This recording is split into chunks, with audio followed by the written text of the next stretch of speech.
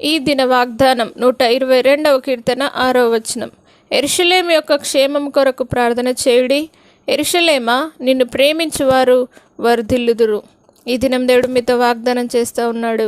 యెరూషలేము క్షేమం కోసం మనం ప్రార్థించేవారిగా ఉండాలని దేవుడు కోరుతూ ఉన్నాడు.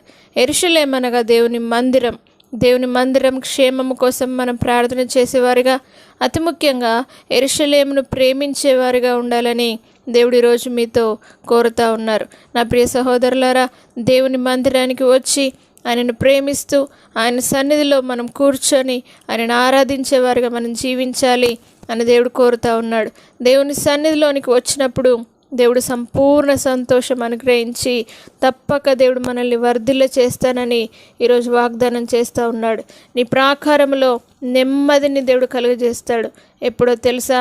యెరూషలేము యొక్క క్షేమం కోసం ప్రార్థించి యెరూషలేమును సన్నిధిలో మనం ప్రేమించేవారిగా దేవుని సన్నిధానానికి వచ్చి దాని సన్నిధిలో మోకరించి ప్రార్థించేవారిగా జీవించాలని దేవుడు కోరుతూ ఉన్నాడు. దేవుడు మీ నగరంలో క్షేమమునిచ్చి మీ కుటుంబంలో ఆశీర్వాదమునిచ్చి దేవుడు అద్భుత కార్యాలు మీ జీవితంలో జరిగించి కాపాడునుగాక. ప్రార్థన. పరిశుద్ధుడా, నమ్మదగిన దేవా, యెరూషలేము క్షేమం కోసం ప్రార్థించమని నీ వాగ్దానం సెలవిచ్చిన విధంగా యెరూషలేము క్షేమం కోసం ప్రతి ఒక్కరు ప్రార్థించుదురుగాక.